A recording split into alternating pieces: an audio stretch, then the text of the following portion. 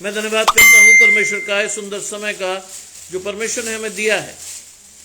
मैं विशेष धन्यवाद करता हूँ प्रभु में मेरे भाई अनुपम डेविड, अपनी भाभी शबनम डेविड जी का, जिन्होंने ये मौका मुझे दिया कि मैं आपके समक्ष उपस्थित हो सकूं और हम सब परमेश्वर के वचन में चलकर कुछ सीखने वाले हों। आइए परमेश्वर के वचन में चलने से पूर्व अपनी आंखों को कुछ समय के लिए बंद करेंगे और परमेश्वर से पवित्र आत्मा के दान को मांगेंगे। हम प्रार्थना करेंगे। तमाम आशीषों के देने वाले परमेश्वर यीशु मसीह में हमारे बाप और खुदा, हम धन्यवाद करते हैं इस सुंदर अवसर के लिए जो कि आपने हमें दिया है। विश्वास रखते हैं प्रभु कि हमारी आशीषें आपकी ओर से हैं। आने वाले समय में हमारी आशीषों के लिए प्रभु आप जितने लोगों को चुनते हैं उन आशीषों को लेने के लिए वो आए, न सिर्फ आशीषों को लें बल्कि आशीषों के द्वारा अपने जीवन में आगे बढ़ने वाले हो। सब कुछ मांग लेते हैं आपके प्रिय पुत्र यीशु मसीह के नाम से, सुने और ग्रहण करें, आमीन। आइए पढ़ने के लिए मेरे साथ निकाल लें यशायाह भविष्यद्वक्ता की पुस्तक, उसका 53वां अध्याय, उसके पहले पद से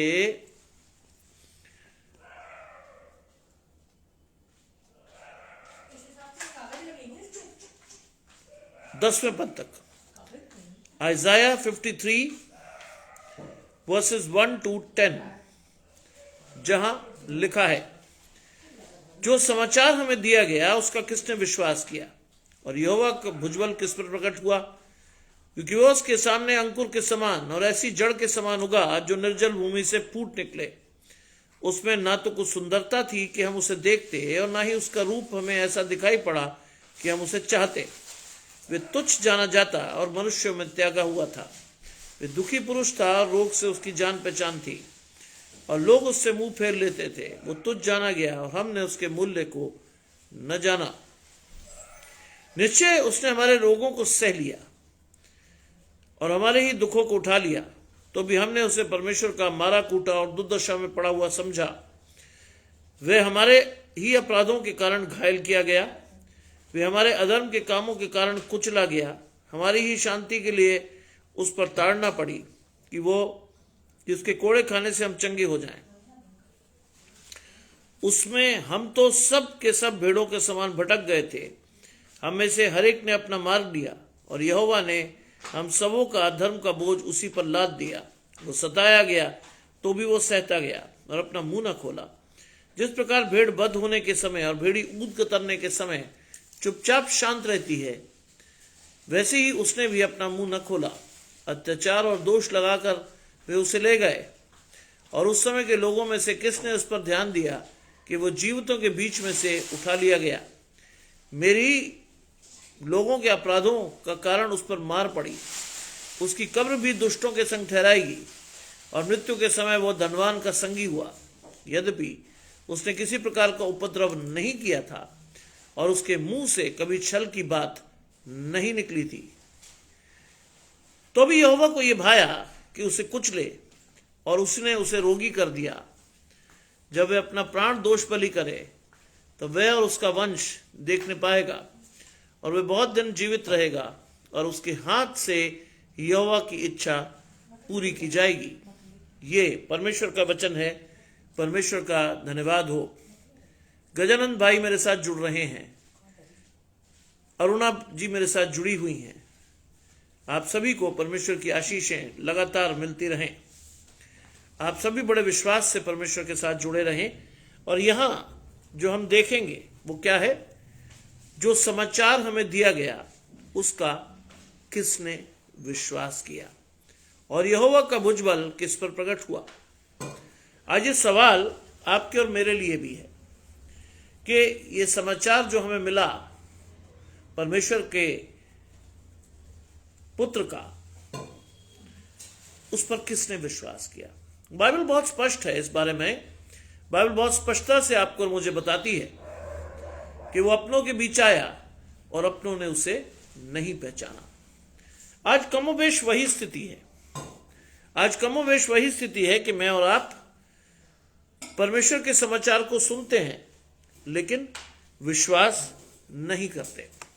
आज मैं और आप परमेश्वर की आशीषों को लेने के लिए खड़े होते हैं लेकिन विश्वास नहीं करते।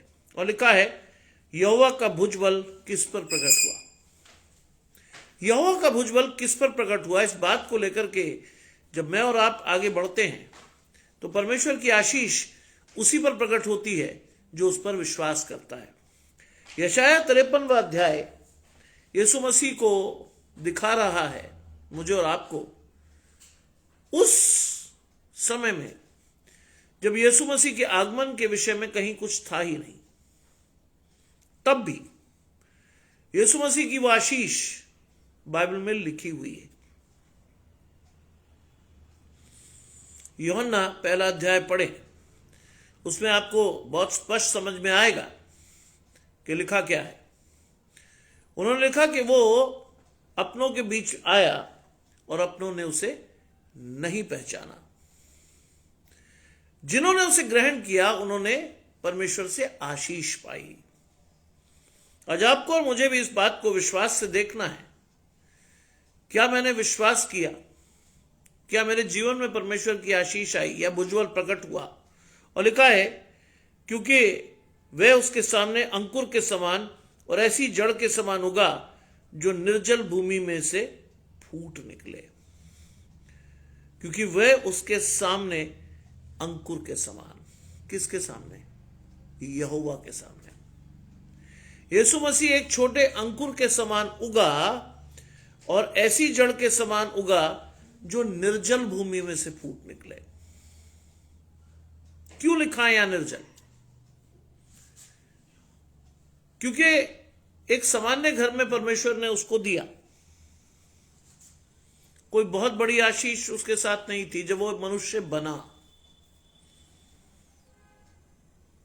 किसी बड़े शाही घराने में यीशु मसीह का जन्म नहीं हुआ, लेकिन फिर भी परमेश्वर ने उसे चुना, परमेश्वर ने उस आशीष को लिया और उस आशीष के साथ मैं और आप आज आशीषित हैं। निर्जल भूमि। अनुपम भाई जुड़ रहे हैं, आशीष परमेश्वर की आपके और आपके घराने को। माया जी मेरे साथ जुड़ी हुई हैं, आशीष परमेश्वर की आपके और आपके घराने को। और वो कहता है कि वो उसके सामने अंकुर के समान और ऐसी जड़ के समान उगा जो निर्जल भूमि में से फूट निकले। निर्जल भूमि में से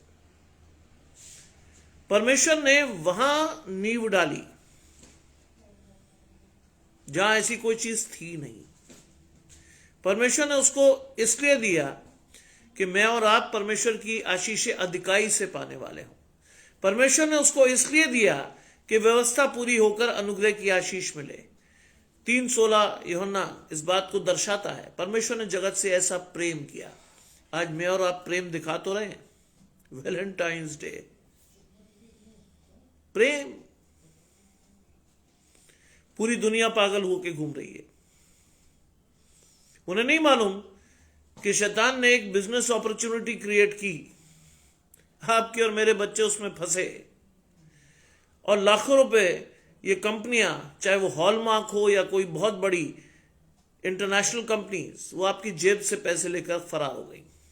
आप और मैं मूर्ख की तरह जीवन में प्रेम प्रेम करते रह गए। आज अगर वास्तव में आपको आशीष चाहिए, परमेश्वर के वचन में जाकर लीजिए। वास्तव में अगर आपको प्रेम की सशक्त अभिव्यक्ति देखनी है तो उस प्रेम को देखिए जो यीशु मसीह ने आपसे और मुझसे किया। अगापे प्रेम, निश्चल प्रेम, अपने बेटे को दिया। क्या लिखा है?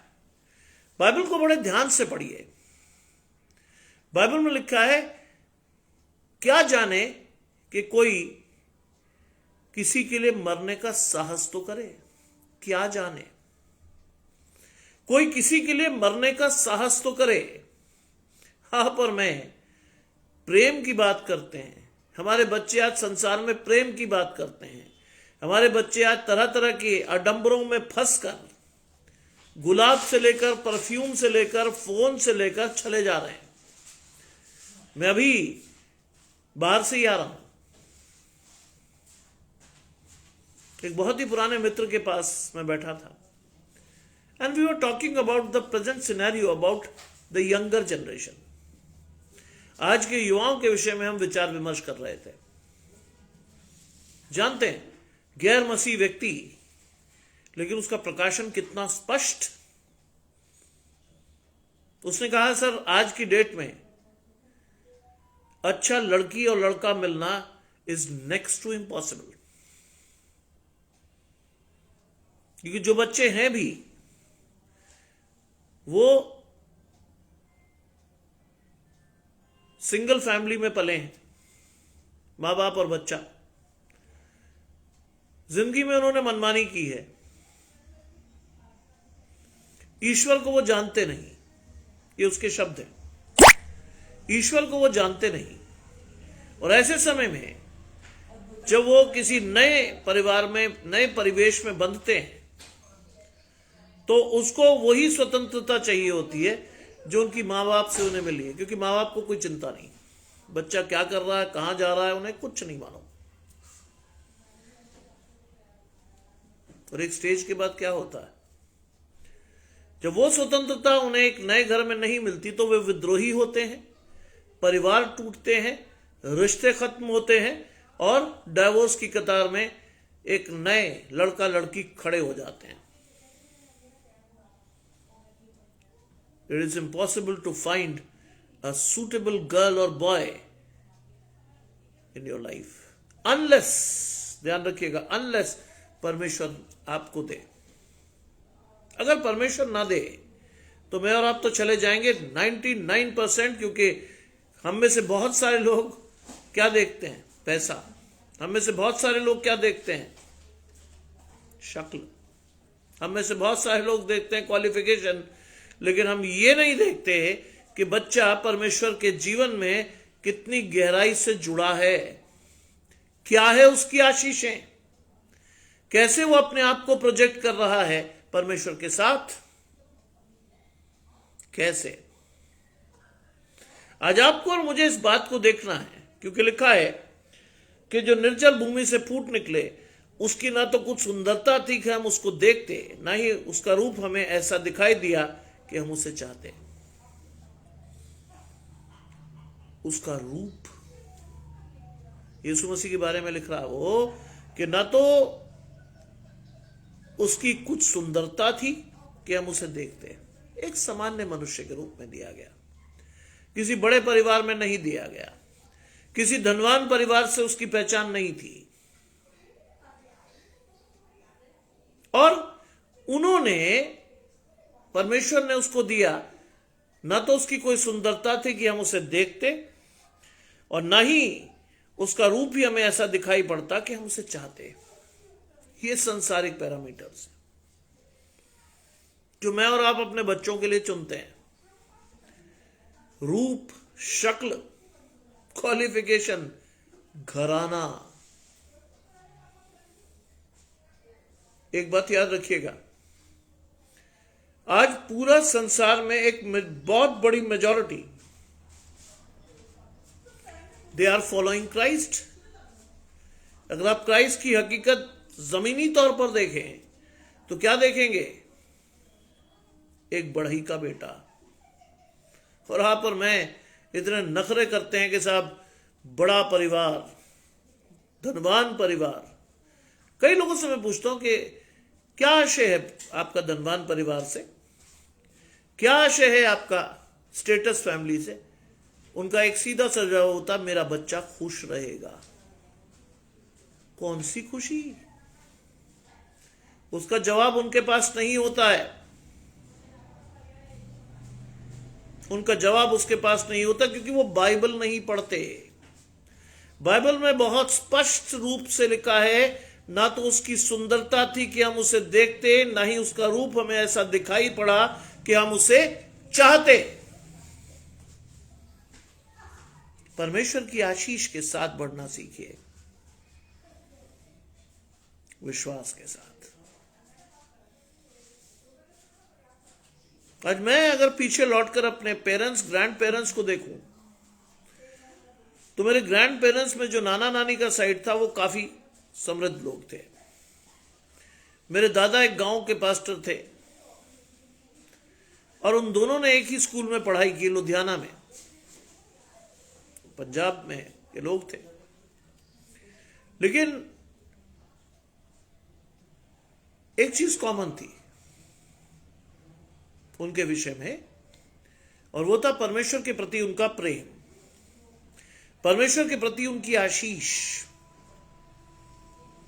और इसी चीज को लेकर उन दोनों घरानों ने इस बात का फैसला किया कि वो रिश्तेदारी में बंधेंगे। और एक नए परिवार का जन्म हुआ, यानी my parents got married and they created a family. लेकिन मुझे आज भी बहुत खुशी है कि ना तो मेरे दादा ने इस बात को कहा कि साहब स्टेटस फैमिली में क्या दोगे क्या लोगे, और ना मेरे पिताजी जो कि उस समय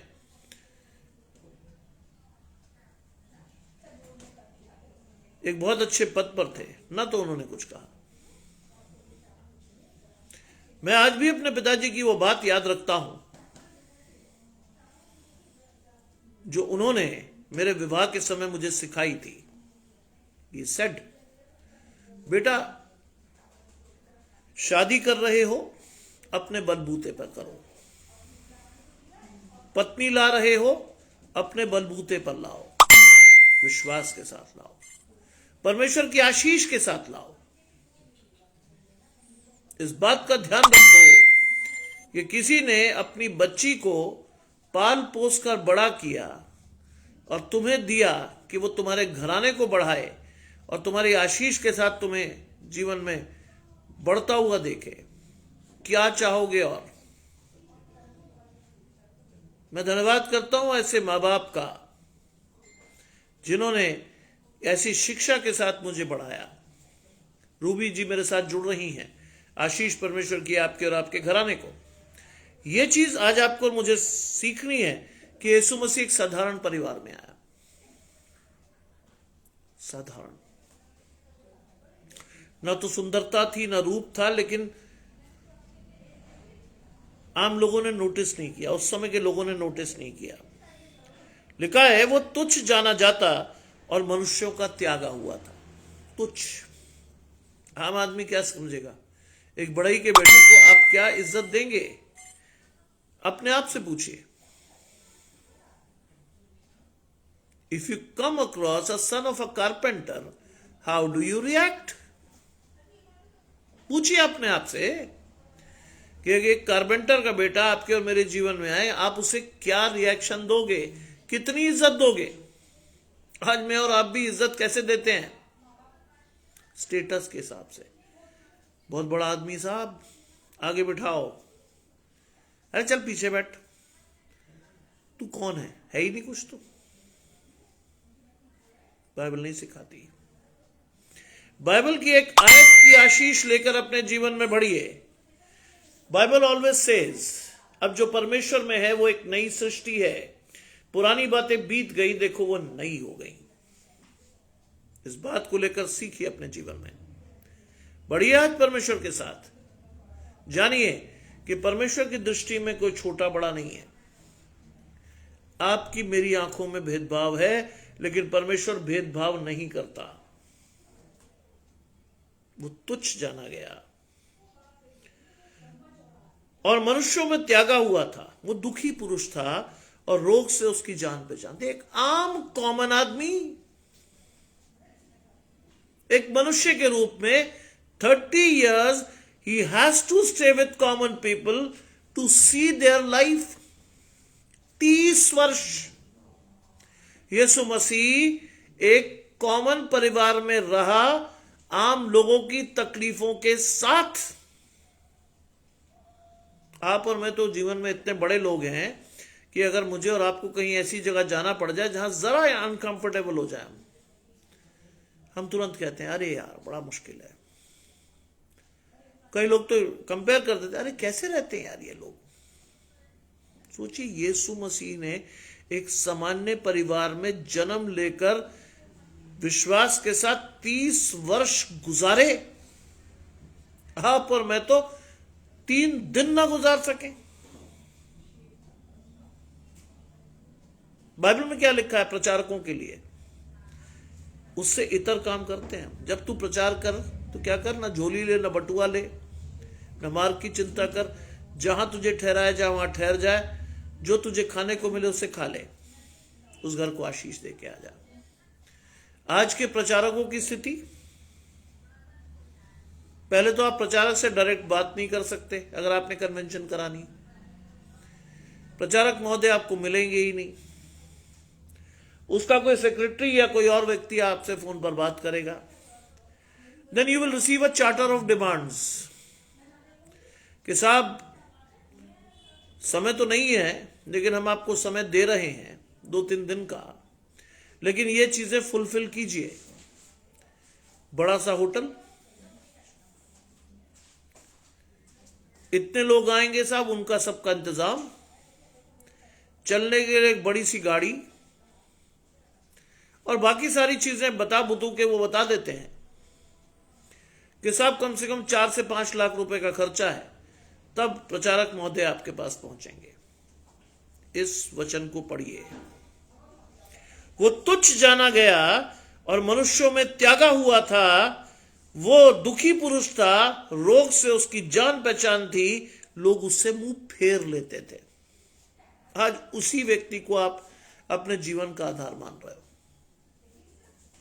कैसे? वही व्यक्ति आज आपकी और मेरी आशीषों का आधार है। हम और आप बड़े दिल पे हाथ रख कर कहते हैं आई लव यू जीसस। पढ़िए, how can you love Jesus? जब आप और मैं अपने परिवार से प्रेम रखना नहीं जानते। How can you love God when you never see God in your life? कैसे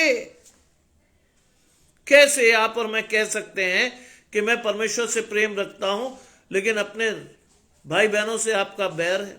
कैसे? बाइबल कहती है जो तुमने छोटों में से छोटों के साथ किया, वो तुमने क्या किया? मेरे साथ किया। आज में और आप भूल जाते हैं, शैतान भरमा देता है। बाइबल की बहुत बड़ी बड़ी आशीषें हम लोगों को देते हैं, अपने घर में अंधेरा। बहुत जगह देखा मैंने ये बात। प्रचारक महोदय बहुत बढ़िया बोलते हैं, लेकिन अपने घर को बिखरा हुआ पाते हैं। प्रचारक महोदय बहुत शानदार वचन देते हैं, लेकिन उनके अपने घर में अंधकार है। कैसे? सोचिए कैसे। बाइबल में लिखा है पहले अपनी आशीषों को लो, समझो, चलो, और तब तुम उस आशीष को दो। आज बहुत से लोग बिना तैयारी के, बिना अपनी आशीष को लिए हुए लोगों को आशीष देने खड़े हो जाते हैं। First you get your blessings, then show it to the people who want blessings from Christ. पहले अपनी आशीषें तो लेना सीखिए, तभी तो आप उस आशीष को लोगों को दे पाएंगे। मैंने अपने पिताजी से सीखा, फर्स्ट प्रैक्टिस देन प्रीच। पहले परमेश्वर की आशीषों को प्रैक्टिस करो अपने जीवन में, तब प्रीच करो तो बहुत अच्छा होगा। लेकिन हम ऐसा नहीं करते, हम वो सारे काम कर देते हैं जो कि परमेश्वर के विरुद्ध है। कई लोगों से मैं पूछता हूं, भाई क्या क्राइटेरिया लेके चलते हैं आप? 100 में से 1 आदमी बताता है कि साहब वो परमेश्वर में मजबूत हो। 99 बताते पैसा होना चाहिए साहब, पैसे से जिंदगी चलती है। कई लोग मुझे दिखते हैं बाद में बहुत रोते पीटते कलपते हुए। क्यों? कि साहब लड़की को तो दे दिया था, हमें पता नहीं था कि लड़का पीता है। परिवार तो बहुत अच्छा था सर। मैंने अब की स्थिति रोज पिटती। क्या बात है, शाबाश, पहले नहीं पता था सर, हम तो यही देख पाए कि सब पैसा अच्छा है, लड़की खुश रहेगी। मैंने अब क्या स्थिति है पता नहीं सर, घुट घुट के जी रही है। दोषी कौन? आप और मैं। दोषी कौन? आप और मैं, क्योंकि आपने और मैंने सही स्थिति को उनके जीवन में देखा ही नहीं। आप और मैं उन चीजों को समझ ही नहीं पाए। जो अपने बच्चे को आशीष के तौर पर देनी थी। यीशु मसीह को 30 वर्ष एक सामान्य परिवार में रखकर परमेश्वर ने दिखाया कि एक आम आदमी के जीवन में चुनौतियां कैसी हैं। एक आम आदमी के जीवन में चुनौतियां कैसी है। वो एक दुखी पुरुष था, रोग से उसकी जान पहचान थी, लोग उससे मुंह फेर लेते थे।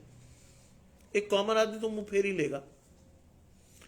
बाइबल में यूहन्ना में लिखा है 3-4 आयत में, वो अपनों के बीच आया और अपनों ने उसे नहीं पहचाना। यही स्थिति है आज। यही स्थिति है मसीहों की कि यीशु मसीह उनके बीच में था लेकिन वो उसको नहीं पहचान रहे थे फॉर वेरियस रीजंस। संसार की लालसाएं, जीविका का घमंड, बड़ा घर, सो एंड सो, बहुत सी चीजें। बाइबल में लिखा जो कम है वो कीमती है। आज हमारे घर से भी बच्चे गायब होंगे क्योंकि उन्हें पता ही नहीं है कि क्या करना है। वैलेंटाइन डे मन रहा है।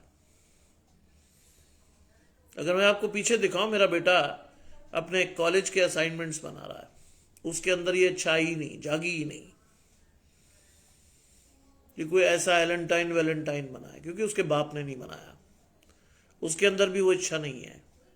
मेरा छोटा बेटा अपने एग्जाम की तैयारी कर रहा है। आज परमेश्वर आपको इसे सिखाता है। How do you react? क्या करते हैं आप? अक्सर मैं और आप अपने से ऊपर वाले जो समूह है उनको कॉपी करते हैं। भोंडे फैशन, अजीब अजीब कपड़े। हमें लगता है हम दुनिया को बहुत भाएंगे। दुनिया को तो पता नहीं, लेकिन कई बार हम एक गलत सिचुएशन में लैंड कर जाते हैं जहां शैतान मेरी और आपकी आशीषें छीन लेता है। आज परमेश्वर के साथ चलना सीखिए। लिखा है वे तुच्छ जाना गया और हमने उसका मूल्य नहीं जाना। वो तुच्छ जाना गया। आज कई बार लोग कहते हैं साहब ये तो अरे इनके घर में है ही क्या, क्यों दें हम अपने बच्चे को यहां। आज सबसे पहली चीज, अगर आपको अपने जीवन में आगे लेना है आशीष के तौर पर, परमेश्वर की आशीष को परिवारों में देखना शुरू कीजिए। बाइबल के अनुसार आपको और मुझे परमेश्वर से कहना है कि प्रभु मेरे आत्मिक दर्शन को स्पष्ट कर कि मैं देख सकूं कि मेरी आशीषें कैसे मुझे मिलनी है, या कौन है वो व्यक्ति जिसके साथ जुड़कर मेरी आशीषें परमेश्वर तक और बढ़ेंगी। अक्सर हमारा चुनाव गलत होता है क्योंकि चुनने की स्वतंत्रता परमेश्वर ने हमें दी हुई है। हम उसका अनर्थ प्रयोग करते हुए उस आशीष को छोड़ देते हैं जो परमेश्वर से हमें लेनी चाहिए थी। हमारा आत्मिक दर्शन स्पष्ट नहीं है, हमारे कान परमेश्वर की आवाज नहीं सुनते। अगली आयत कहती है निश्चय उसने हमारे रोगों को सह लिया और हमारे दुखों को उठा लिया। इसीलिए तो वो आया था। यीशु मसीह आया ही इसीलिए था कि वो आपके रोगों, तकलीफों, परेशानियों को क्या करे, उठा ले आपके ऊपर से, आपकी आशीषों को दे सके, व्यवस्था को पूरी कर सके, अनुग्रह की आशीष के साथ मुझे और आपको एक मौका दे सके कि मैं और आप परमेश्वर के द्वारा अपनी आशीषों को लेकर निर्दोष ठहरे न्याय के दिन में। फिर सुनिए, चौथी आयत कहती है निश्चय उसने हमारे रोगों को सह लिया, उसने हमारे दुखों को उठा लिया, तो भी हमने उसे परमेश्वर का मारा कूटा और दुर्दशा में पड़ा हुआ समझा। एक आम आदमी तो यही समझता। एक आम आदमी की सोच में तो यीशु मसीह ने क्या किया? कुछ नहीं। क्रूस मिली। क्या था क्रूस उस समय? शर्म और अपमान का प्रतीक। दोषी लोग, डाकू लोग, दुष्ट लोग उस पर डालकर ठोक दिए जाते थे। आज मैं और आप उसी क्रॉस को गले में टांगे फिरते हैं, जो एक जमाने में शर्म का प्रतीक था, दुष्टता का प्रतीक था। परमेश्वर ने उसे पवित्र लहू से धो दिया। आज मेरी और आपकी पहचान क्या है? क्रूस? केवल दिखाने के लिए? नहीं। My father used to say, you don't have to wear the cross, but you have to bear the cross of Christ. आपको परमेश्वर की क्रॉस केवल पहननी नहीं है, क्या करनी है? आपको परमेश्वर की क्रूस उठानी है। You don't have to wear the cross. गले में टांग कर क्या दिखाओगे लोगों को? कुछ नहीं। आज स्वभाव से दिखाओ कि तुम परमेश्वर के हो। आज आत्मा से दिखाओ कि तुम परमेश्वर के हो। आज विश्वास से दिखाओ कि तुम परमेश्वर के हो। आज विश्वास के साथ आगे बढ़ना सीखो। आज विश्वास के साथ परमेश्वर के साथ बढ़ना सीखो। देखो परमेश्वर आपके जीवन में क्या दे रहा है। देखो परमेश्वर आपके साथ कहां है। देखो, लिखा है, हमने उसे परमेश्वर का मारा कूटा और दुर्दशा में पड़ा हुआ समझा, परंतु वो हमारे ही अपराधों के कारण घायल किया गया। That is the truth. हमारे ही अपराधों के कारण उसे क्या मिला? वो घायल हुआ, बर्छी खाई उसने अपनी पसली पर। हमारे ही अपराधों के कारण घायल किया गया। और घायल किया गया, वो हमारे ही अधर्म के कामों के कारण कुचला गया। मार सही, लोगों ने पीटा, कांटों का ताज लगाया, गलमोछ नोचा, मारा कूटा, कपड़े उतार दिए, फाड़ दिए। किसके लिए? मेरे और आपके लिए। मैं और आप तो आज भी बड़े खुश हैं, आराम से हैं। कोई प्रकाशन परमेश्वर का हमें छू नहीं गया। हम कहते हैं खा पी और मेरी जान खुश रहे। इसके लिए नहीं है आप। आज आपको और मुझे परमेश्वर के वचन को पढ़कर अपनी आशीषों को लेना सीखना है। दिन बुरे हैं, इसलिए किसी भी दिन न्याय के दिन के सामने आप और मैं खड़े हो जाएंगे। देख तो लिया आपने एक ट्रेलर, 10 जनवरी 2025 दिखा तो दिया परमेश्वर ने एक ट्रेलर। अमेरिका के सबसे भव्य नगर को बर्बाद कर दिया गया, खत्म हो गया। क्यों? क्योंकि वहां भी लोग वही कर रहे थे जो आज मैं और आप कर रहे हैं। खा पी मेरी जान खुश रहे। परमेश्वर का प्रकाशन शून्य था और एक समय आया कि परमेश्वर ने उनके प्रकाशन को पूर्ण करने के लिए उन्हें चिताया। लॉस एंजलिस जैसा बड़ा नगर ध्वस्त हो गया। सोचिए, ये कोई प्राकृतिक आपदा नहीं थी, हवा का रुख ही तो बदला था। और उस प्राकृतिक आपदा ने एक बहुत भीषण आपदा का रूप लिया। बड़े बड़े करोड़पतियों को सड़क पर लाकर खड़ा कर दिया। लिखा है, परंतु वो हमारे ही अपराधों के कारण घायल किया गया, वे हमारे अधर्म के कामों के कारण कुचला गया। कुचला गया वो, क्योंकि मैं और आप अधर्मी थे। व्यवस्था को पूरी करने के लिए यह जरूरी था।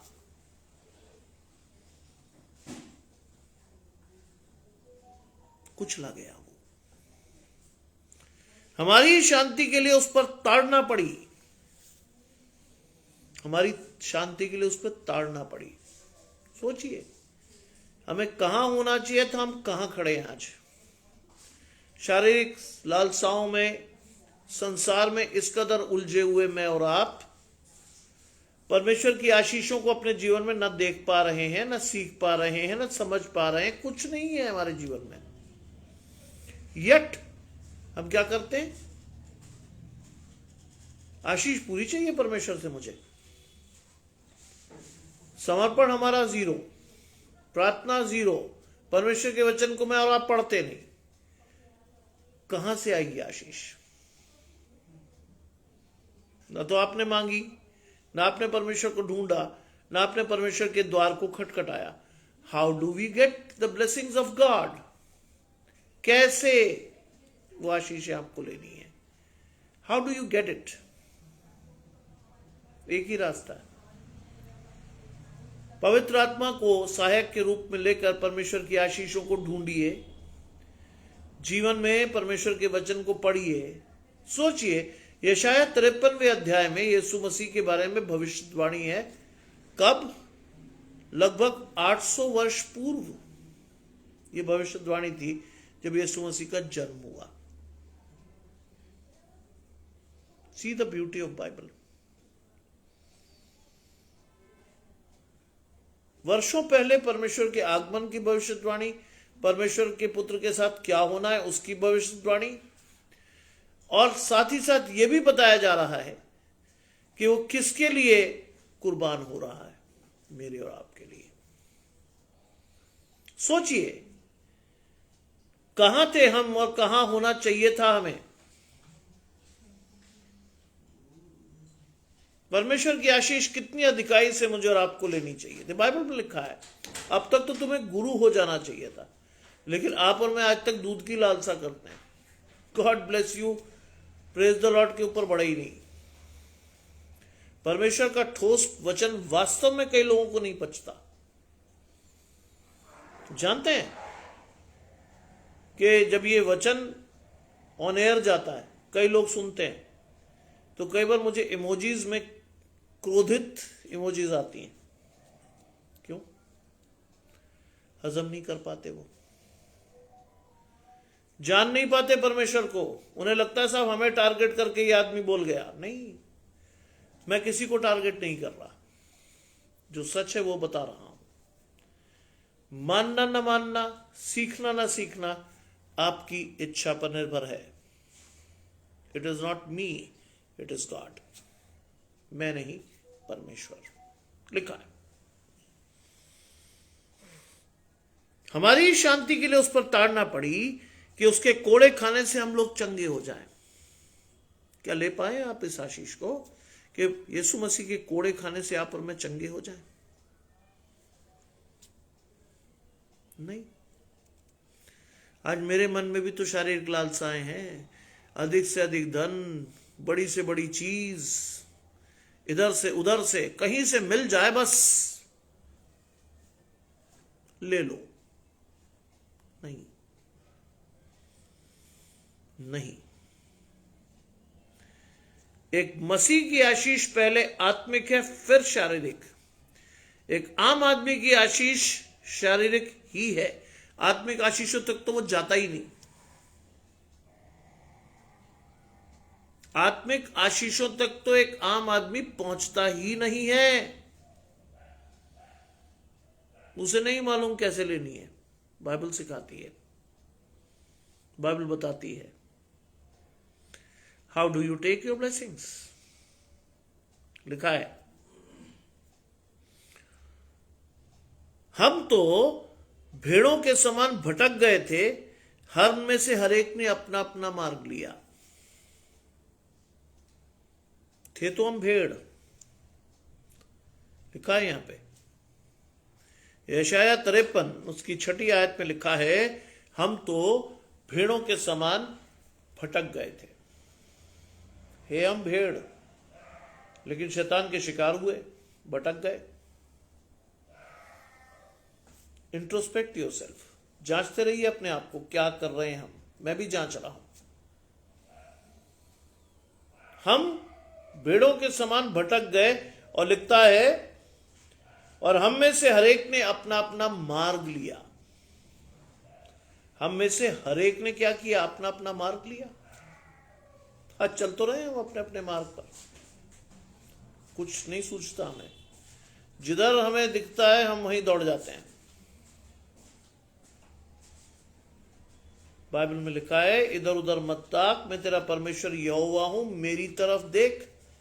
इंट्रोस्पेक्ट योरसेल्फ, क्या आप परमेश्वर की तरफ देख रहे हो? क्या आपका विश्वास परमेश्वर से है? क्या आपकी आशीषें परमेश्वर के साथ जुड़ी हुई हैं? अगर हां तो बहुत खुशी की बात है, लेकिन अगर ना,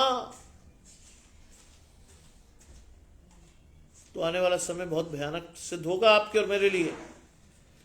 आने वाली आशीष बहुत भयानक सिद्ध होगी आपके और मेरे लिए।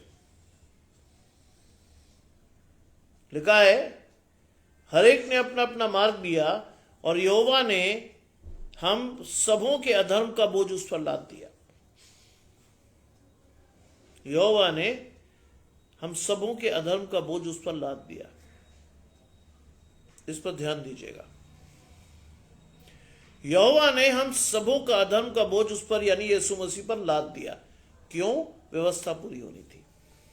एक साहब मुझे बता रहे थे कि साहब यीशु मसीह चढ़ गया मेरे और आपके अधर्म को लेकर, अब तो मौज लो, रोज लो। कहने का मतलब यह था कि अब तो पाप करो खुलकर, कोई दिक्कत नहीं है। पाप का बोझ परमेश्वर उठा ले गया? नहीं, पाप का बोझ परमेश्वर उठा ले गया, लेकिन नहीं, ये सारी चीज सही नहीं है। पाप का बोझ उसने उठाया जरूर, व्यवस्था को पूर्ण किया जरूर, लेकिन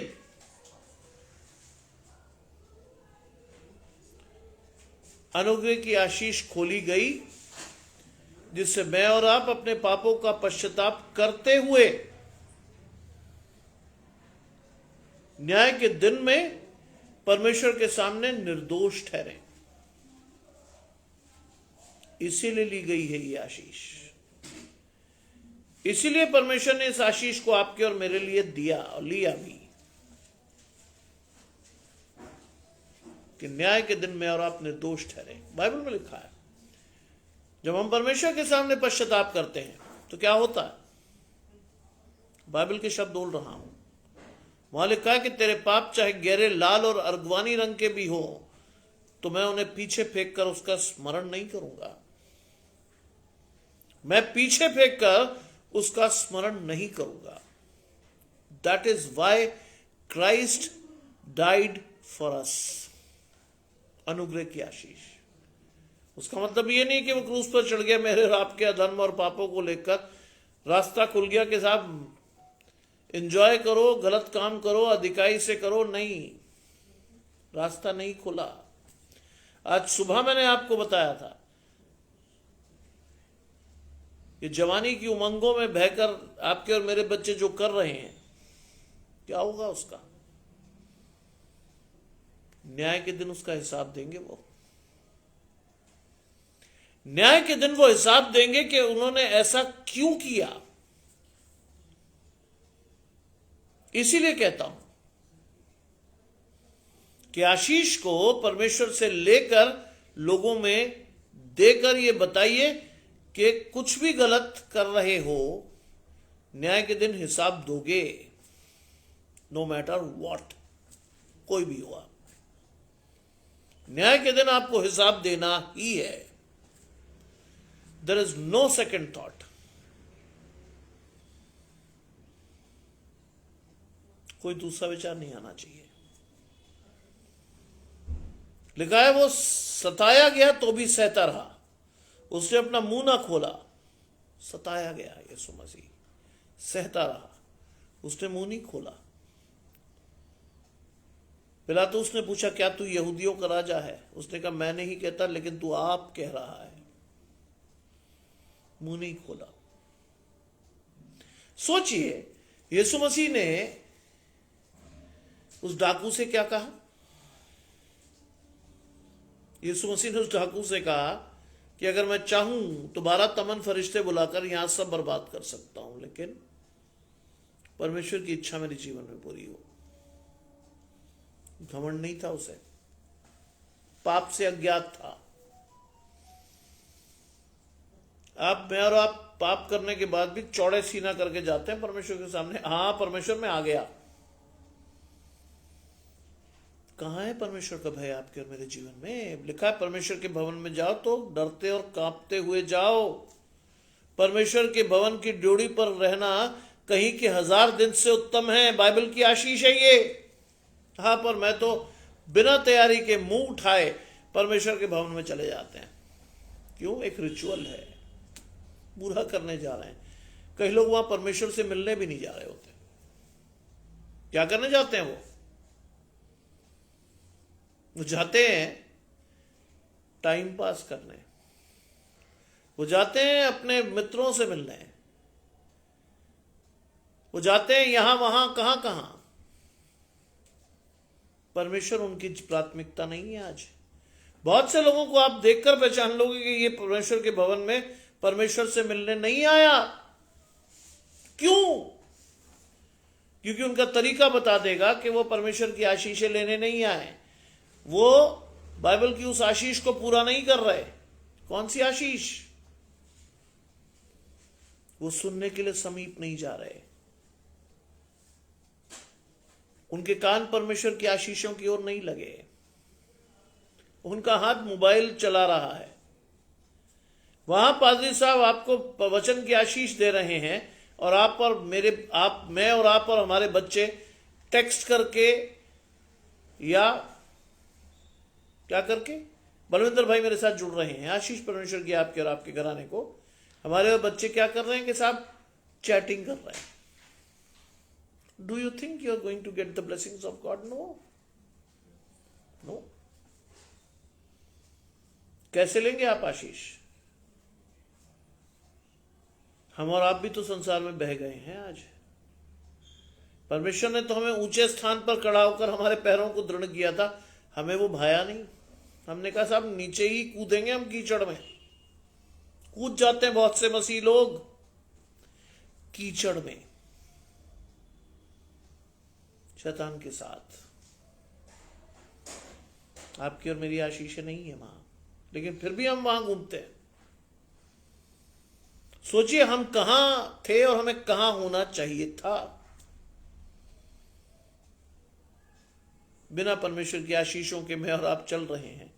किसी भी दिन न्याय के दिन आएगा, और बाइबल में यहेजकेल में लिखा है कि जिन्होंने अनुग्रह की आशीष को नहीं लिया होगा उनका न्याय करके आग की झील में फेंक कर उन्हें स्वाहा कर दिया जाएगा। आप और मैं बिल्कुल चिंतित नहीं है, बुरा मत मानिएगा। आप और मैं बिल्कुल चिंतित नहीं है कि मेरा और आपका नाम जीवन की पुस्तक में है या नहीं है। We are not afraid even, जरा सी भी चिंता नहीं। खा पे मेरी जान खुश रहे, बस मजे करने आया। कई लोग से मैं पूछता हूं साहब एंजॉय कर रहा है। अरे एंजॉयमेंट में परमेश्वर की एंजॉयमेंट है आपके जीवन में? नहीं साहब, उससे क्या मतलब। आज कोई मसीह बच्चा जब मुझे कहता है ना कि साहब बाइबल में कितनी किताबें वो भी नहीं पता, पुराने नियम में कितनी, नए में कितनी वो भी नहीं पता, कौन मेजर प्रॉफिट है वो भी नहीं पता, पहली 4 नए नियम की पुस्तकें वो भी नहीं पता। हाउ डू यू क्लेम कि आप परमेश्वर की आशीषें ले लोगे? कैसे कैसे आप परमेश्वर की आशीषों को अपने जीवन में लोगे? How do you claim it? मेरी समझ से ये सारी चीजें बाहर हो जाती। मैं धन्यवाद करता हूं ऐसे मां बाप का जिन्होंने अपने बच्चों को बहुत कुछ तो दिया, लेकिन परमेश्वर को देना भूल गए। कुछ नहीं दिया। बच्चा बड़ी से बड़ी जगह पर पहुंच गया बिना परमेश्वर के। ध्यान रखिए, जो भी आशीष के तौर पर आपको और मुझे दिख रहा है वो बहुत जल्दी समाप्त भी हो सकता है, क्योंकि वो स्थायी आशीष नहीं है। वो स्थायी आशीष नहीं है। परमेश्वर आपको स्थायी आशीष देता है, क्योंकि बाइबल कहती है जब परमेश्वर देता है तो वो क्या करता है? दुख मिलाकर नहीं देता। शैतान आपको दुख भी देगा। आज आप करते ना, कई लोग डेटिंग ऐप में, बच्चे आपके और मेरे रात को डेटिंग ऐप में जाकर चैट करते हैं।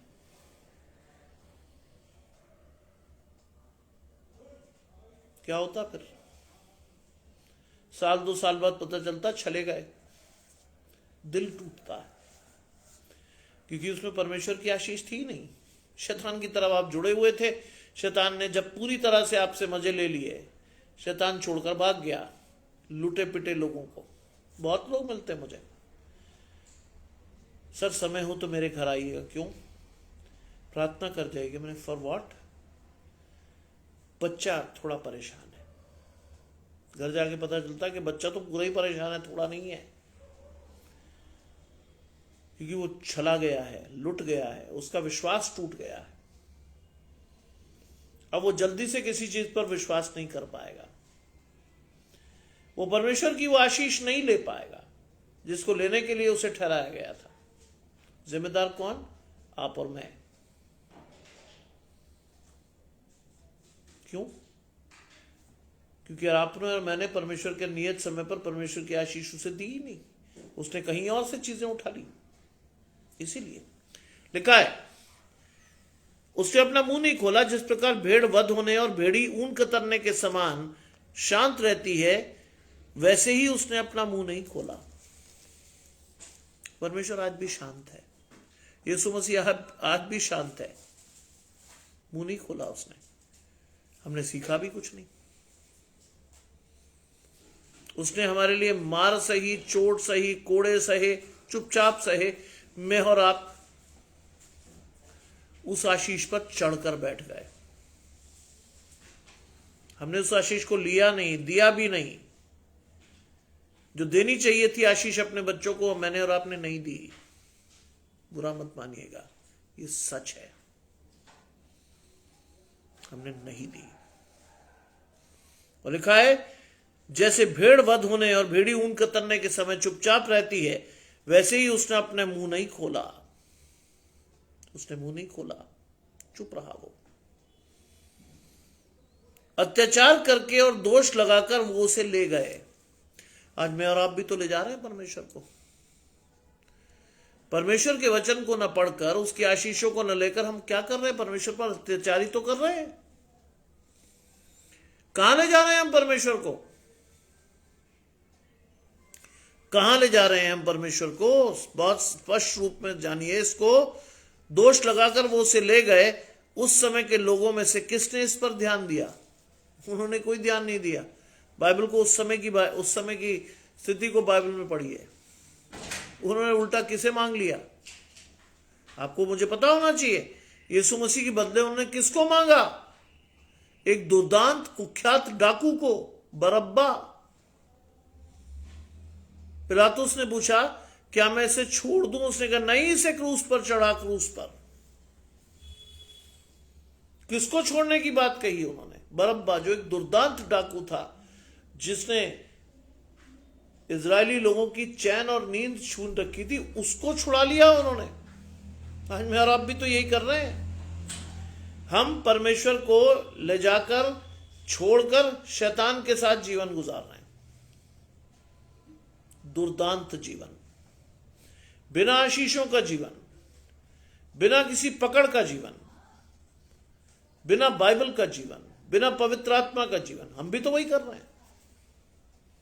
और साथ साथ एक और अच्छी बात थी, ध्यान से पढ़िएगा। जब उसने कहा कि मैं इस मनुष्य में कोई दोष नहीं पाता हूं, क्या जवाब मिला था? उसका फल वो आज तक गुजर रहे हैं, भुगत रहे हैं। इसे क्रूस पर चढ़ा, इसके लहू का पलटा हम पर और हमारी संतान पर पड़े। इसके लहू का पलटा हम पर और हमारी संतान पर पड़े। आज भी इजराइल शांत नहीं है। लहू का पलटा। सेकेंड वर्ल्ड वॉर में इजरायलियों की कंडीशन पढ़िएगा, हवा खराब हो जाएगी आपकी। कैसे जिंदा इजरायलियों को दफना दिया गया, कैसे जिंदा इस लोगों को खंदकों में डालकर हिटलर ने उनके ऊपर खेत बो दिए, जिंदा लोगों के साथ। इसके लहू का पलटा हम पर और हमारी संतान पर पड़े। बिना जाने ये कह दिया गया था। आज तक वो आशीष, वो श्राप, वो भुगत रहे हैं। मैं आपको बहुत स्पष्ट रूप में यही बात कहता हूं, आज जो भी आप कर रहे हो, it is not for you, it is for your generation. ये आपके लिए नहीं है। आपको तो जो मिलेगा सो मिलेगा। मुझे भी शैतान रोज चलता है, मैं भी पाप में रोज गिरता हूं, लेकिन मैं परमेश्वर से कहता हूं, प्रभु शायद अभी तक मैं पक्का नहीं हुआ हूं आप में, मुझे और मजबूत कर, मुझे और दृढ़ कर, जिससे कि मैं अपनी आशीषों के साथ आपके साथ जीवन में बढ़ने वाला हूं। मैं अपने लिए मांगी। आज लिखा है कि वो उसे ले गए और उस समय के लोगों में किसने ध्यान दिया कि वो जीवितों के बीच में से उठा लिया गया। बहुत से लोगों को समझ नहीं आया कि पुनरुत्थान हो गया उसका, जीवितों के बीच में से उठा लिया गया। मरियम को फरिश्ते ने क्या कहा था? तुम उसे मरे हुओं में क्यों ढूंढती हो? क्यों? आज मैं और आप यीशु मसीह को मरे हुओं में ढूंढ रहे हैं। हमारी आशीषें है ही नहीं। हम केवल बाइबल क्या पढ़ते हैं? रस्म के लिए। शाम की दुआ कैसे करते हैं? बिल्कुल ऐसे कि बस परमेश्वर, एक रिवाज था हमारे बाप दादों से, हमने पूरा कर लिया, थैंक यू गॉड। यह आशीष का तरीका नहीं है। आशीष के लिए आपको परमेश्वर के वचन को अधिकाई से पढ़ना है, पवित्र आत्मा के साथ पढ़ना है, विश्वास से अपने आशीषों के लिए परमेश्वर से प्रार्थना करनी है। आज परमेश्वर को ठट्टों में मत उड़ाइए, मजाक में मत लीजिए। ठीक है यार, परमेश्वर भी होगा, चलो ठीक है, परमेश्वर ही है। परमेश्वर होगा नहीं, है, आगे भी रहेगा। लिखा है वो जीवितों के बीच में से उठा लिया गया, मेरे ही लोगों के अपराधों के कारण उस पर मार पड़ी। Yes, you should understand this. मेरे और आपके लोगों के कारण उस पर मार पड़ी। मैं और आप तो बड़े बड़े घरों में सुरक्षित हैं, आनंद से जीवन जी रहे हैं। बाइबल आपके चित्त पर नहीं है, आप कुछ सीख नहीं पाए। हम बड़े खुश हैं कि हा, जीवन में एक और दिन, एक और पार्टी, एक ये एक वो, एक बढ़ई के बेटे का प्रचार कर रहे हैं आप। फिर तो ऑल पॉम्प एंड शो नहीं, नहीं। आज अपने लेवल को भी वहीं लाइए। बाइबल में क्या लिखा है? यदि कोई मेरे पीछे आना चाहे तो वो अपने आपे से इनकार करके अपनी क्रूस उठाकर मेरे पीछे हो ले। यह है आशीष, यह है आशीष। मेरे पीछे हो ले, अपना क्रूस उठाकर। आज मसीह लोग क्या कहते हैं? अरे साहब, नीचे नहीं बैठ सकते, घुटने नहीं मोड़ सकते, चर्च में बड़े आराम से बैठे, कई लोग तो सो भी जाते हैं, कई बच्चे वहां मोबाइल खेलने जाते हैं, दोस्तों से मिलने जाते हैं। परमेश्वर की वो आशीष आपके मेरे जीवन में नहीं होती कि यीशु कैसा दोस्त प्यारा। प्रीति बालाजी मेरे साथ जुड़ी हुई है। आशीष परमेश्वर की आपके और आपके घराने को। मोबाइल से खेलने जाते हैं लोग, एक दूसरे को टेक्स्ट करके कनखियों से एक दूसरे को देखकर मुस्कुराते हैं। मेरा घर आराधनालय का, मेरा घर आराधना का घर था, तुमने उसे डाकुओं की खो बना दिया है। यह है मेरी और आपकी वास्तविक स्थिति। मेरा ये घर आराधना का घर था, तुमने उसे डाकुओं की खो बना दिया है। क्योंकि आप और मैं चेक नहीं कर सकते, डर लगता है हमें बच्चों से, आए बुरा ना मान जाए। बाइबल में लिखा है कि मुझे और आपको अपने बच्चे की ताड़ना भी करनी आनी चाहिए। कल मेरा छोटा बेटा नहीं पढ़ रहा था, मैंने इस कदर जोर से चिल्लाया वो कांप गया। देखिए, हमेशा प्यार करना कोई हल नहीं है। अगर आपको वास्तव में अपने बच्चे की भलाई चाहिए तो जहां जरूरी है वहां उसे खींचिए भी, मारिए भी, सब कुछ कीजिए, क्योंकि परमेश्वर भी हमारी ताड़ना करता है सुधारने के लिए। सब कुछ कीजिए आज। विश्वास से बढ़ना सीखिए परमेश्वर के साथ। लिखा है, मेरे ही लोगों के अपराधों के कारण उस पर मार पड़ी, उसकी कब्र दुष्टों के संग ठहराई गई। जानते हैं इसका मतलब? जानते हैं इसका मतलब? एक बहुत धनी मनुष्य था यूसुफ, उसने एक कब्र परचेज कर रखी थी, वहां यीशु मसीह को रखा गया। इसलिए लिखा ये बात 800 साल पहले ये बात लिख दी गई है। सोचिए परमेश्वर के वचन का प्रकाशन कितना स्पष्ट है,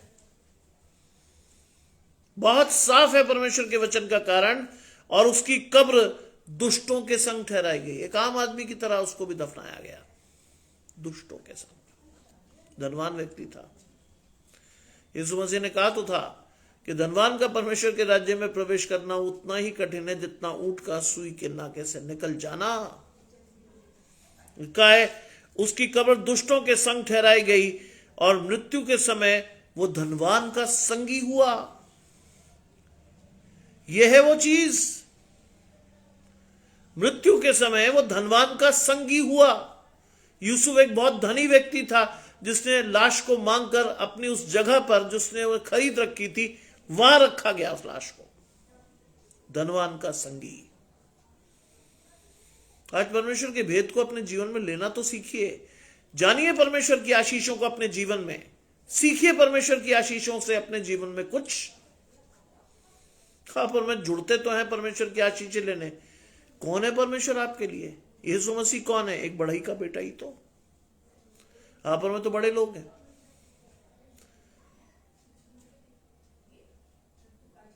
पैदल हमसे चला नहीं जाता, कार से नीचे हम बात नहीं करते। मैं अपने प्रोफेशन की बात बता रहा हूं, एज ए सीनियर प्रोफेसर मुझे कई बार बड़ा मजा आता है। लोग मुझे कहते सर आप स्कूटर पे आए, तो मैंने क्या फायदा उससे, मतलब क्या फायदा या नुकसान? अरे सर आप प्रोफेसर हैं, आपको तो शोफर ड्रिवन गाड़ी से आना चाहिए। आई सेड नो, ये मेरी आशीष नहीं है। मैं एक आम आदमी के साथ चलकर बहुत खुश हूं। आई फेल्ट हैप्पी ना, आम आदमी के साथ मैं बहुत खुश हूं। और मैं अपने कॉलेज में देखता हूं 2 साल 3 साल की नौकरी, बड़ी से बड़ी गाड़ी, दिखावा। बाइबल में लिखा है अपना कोई काम दिखाने के लिए मत करो ना। दिखावा करते हैं आज लोग, कमजोर ना समझ ले। दिखावा करते हैं लोग, प्रचार तो बहुत करते हैं, लेकिन जब सवाल आता शादी करने का तो हम ढूंढते कोई अमीर परिवार फंस जाए, किसी अमीर परिवार में अपने बच्चे को दे दें। नहीं, उस परिवार में अपने बच्चे को दीजिए प्रार्थना के साथ जिस परिवार में परमेश्वर की आशीषें ठहरी हुई हो। देखिए एक बात बता दूं, जिसे धन की लालसा होती है वो कभी परमेश्वर के वचन को नहीं जानता। क्योंकि तुम और मैं, आप और मैं एक साथ 2 स्वामियों की सेवा नहीं कर सकते। वो एक से बैर, दूसरे से प्रेम रखेंगे। आज मेरी और आपकी आशीषें आत्मिक होनी चाहिए। पहले मेरे राज्य की खोज करो तो ये सारी वस्तुएं मैं तुम्हें दे दूंगा। ये आशीष है, लिखा है। मृत्यु के समय वो धनवान का संगी हुआ क्योंकि उसने किसी प्रकार का उपद्रव नहीं किया था। पाप से वो अज्ञात था, उसने कोई उपद्रव नहीं किया था। और लिखा है, और ना ही उसके मुंह से कभी छल की बात निकली थी। उसके मुंह से कभी छल की बात भी नहीं निकली थी। मैं और आप तो आज बातें घुमा घुमा के चीजें अपने पक्ष में लाने की कोशिश करते हैं। When I was a kid, बच्चा था, मेरी माँ ने मुझे कहा बेटा जिंदगी में 2 बातें याद रखना, तेरी हाँ हाँ हो, तेरी ना ना हो। बीच में अगर कुछ भी बोला वो पाप है, श्योर एंड सर्टन। आज मैं पूरे कॉलेज में कुख्यात कहिए विख्यात कहिए, मैं मुंह पर बोलता हूं जो भी कुछ कहना होता है। मैं किसी को खुश रखने का प्रयास नहीं करता। मेरी आशीष ही नहीं है, मेरी आशीष ही नहीं है कि मैं लोगों को खुश करूं। मुझे परमेश्वर को खुश करना है। लोगों से मुझे कोई लेना देना नहीं है। जो है जैसा है मैं बता देता हूं, भाई देखो ये है, समझ लो। लोग मुझे कहते इतना डायरेक्ट। मैंने कहा साहब ये तो बाइबल के हिसाब से लिखा है। उतना ही सीधा बोलता हूं, उतना ही स्पष्ट बोलता हूं मैं, क्योंकि मेरी आशीष है परमेश्वर से है, इंसान से नहीं।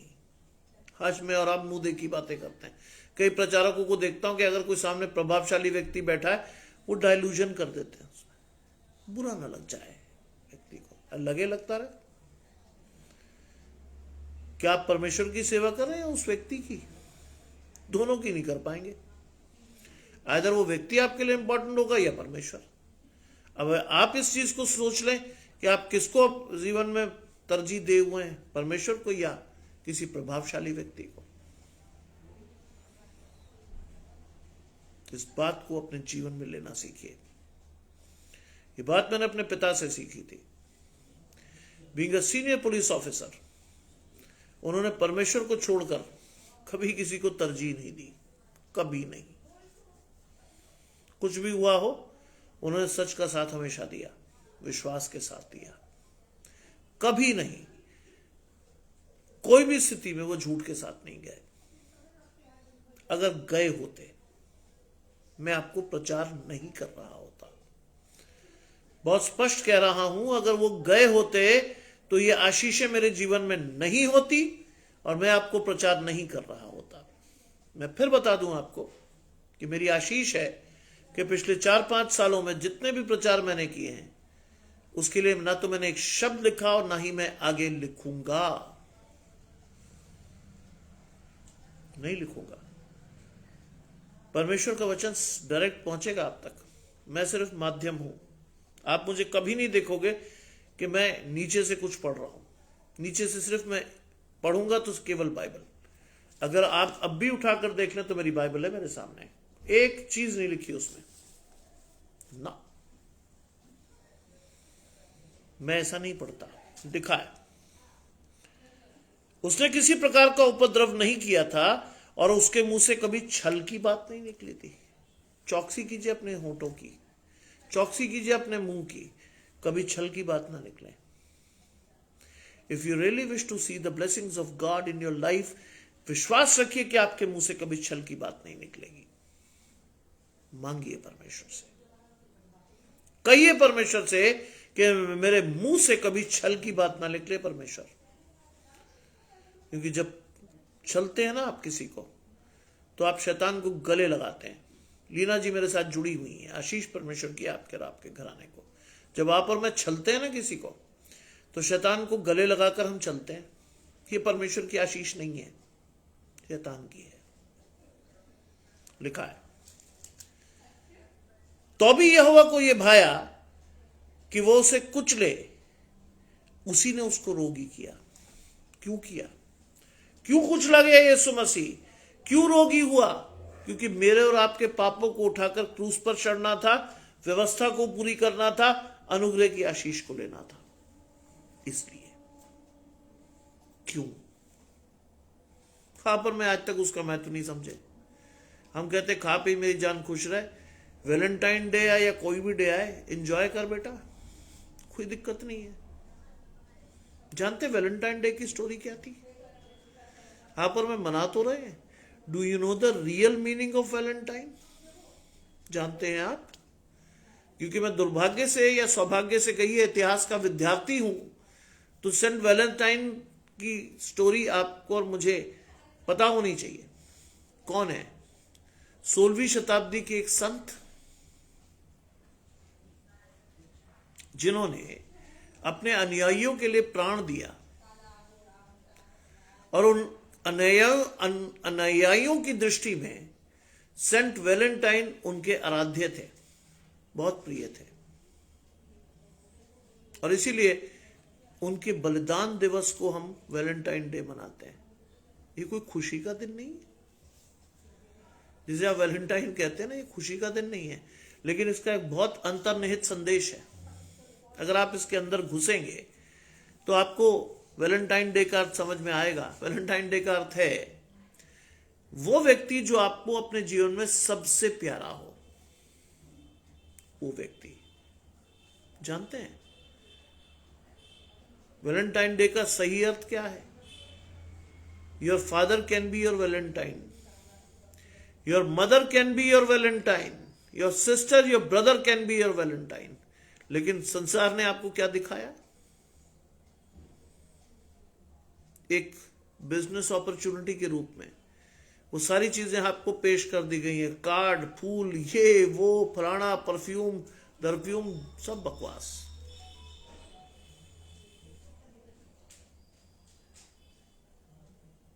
God can be your Valentine,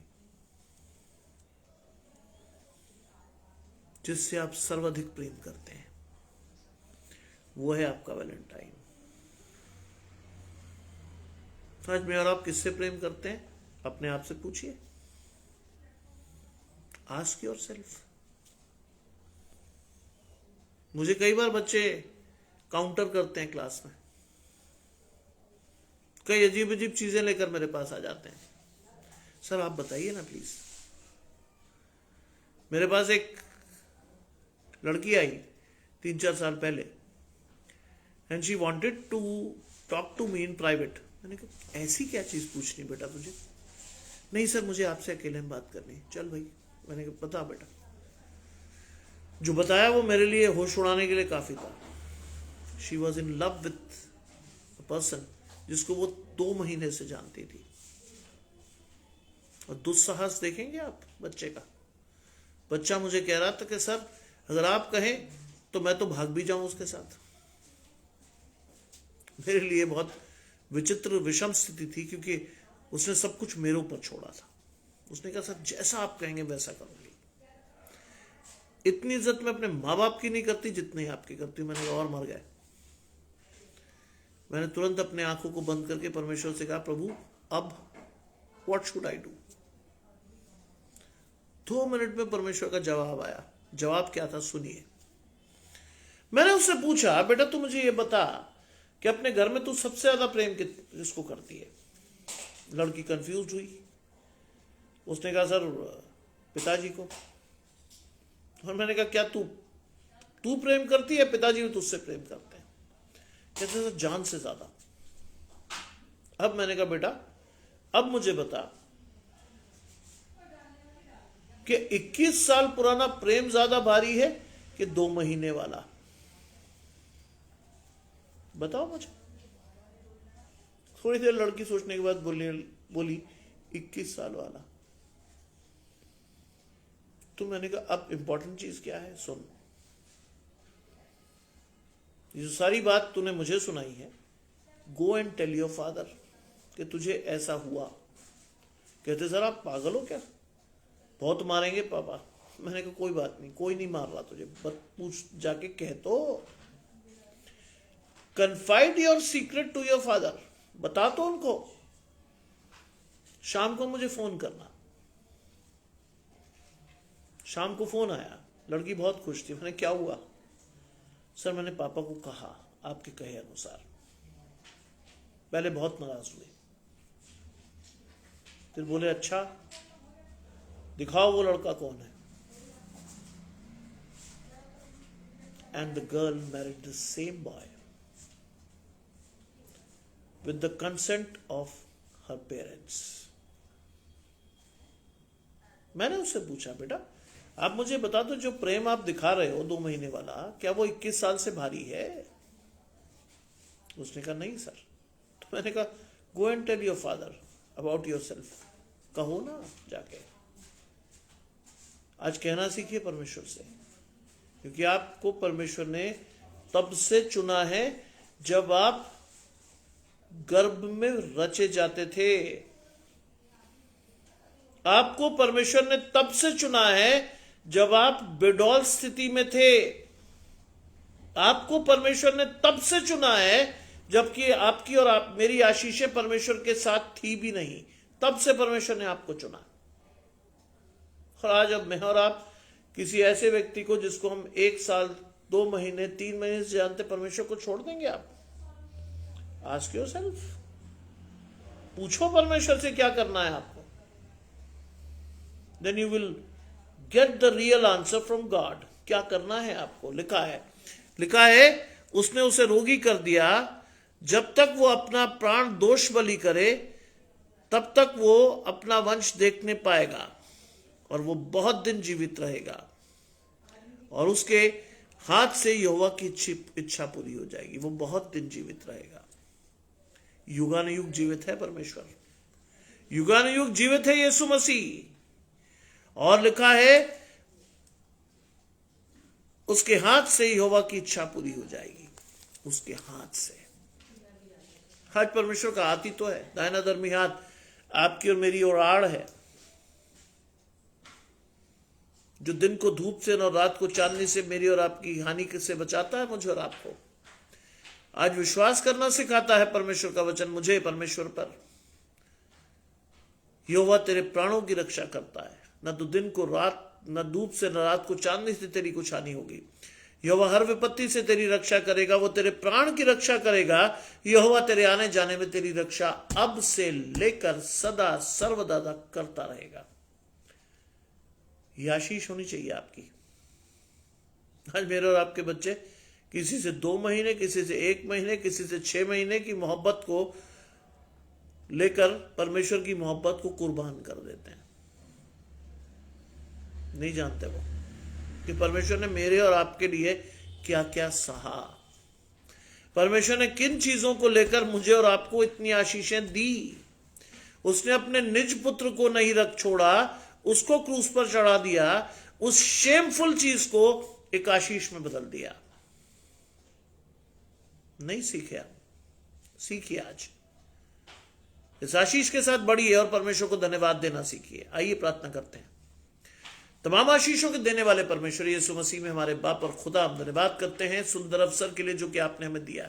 विश्वास रखते हैं हमारी आशीषें आपकी ओर से हैं परमेश्वर। आने वाले समय में हमारी आशीषों को बढ़ाएं प्रभु। जितने आराधक आपकी तरफ देख रहे हैं प्रभु, उनमें से एक भी अपना प्रतिफल ना खोए। विशेष रूप से जितने लोग बीमार हैं, जिसमें बहन परसिस जैक्सन, टिंकू गोयरे, कोली कल्पेश, ये जितने लोग पैरालिटिक बीमारी से जूझ रहे हैं, उनकी आशीष दें। हमें से हर एक को प्रभु हमारे शरीरों को नया भले भावता बलिदान करके अपने जीवन के लिए तैयार करें प्रभु। हमारी आशीष हमें दे। आज की रात हमें से हर एक को संभालें। विश्वास के साथ हम परमेश्वर का नाम लेकर सोएं और धन्यवाद के साथ परमेश्वर के साथ उठने वाले हों। सब कुछ मांग लेते हैं आपके प्रिय पुत्र यीशु मसीह के नाम से, सुने और ग्रहण करें। आमीन। आप सभी को परमेश्वर की आशीषें लगातार मिलती रहें। आप सभी विशेष विश्वास के साथ परमेश्वर की आशीषों को लेने वाले। आप सभी आज की रात परमेश्वर की छत्र छाया में सोएं और सुबह उठकर फिर परमेश्वर के साथ पढ़ने वाले हो। आप सभी को शुभ रात्रि और आप सभी को जय मसीह।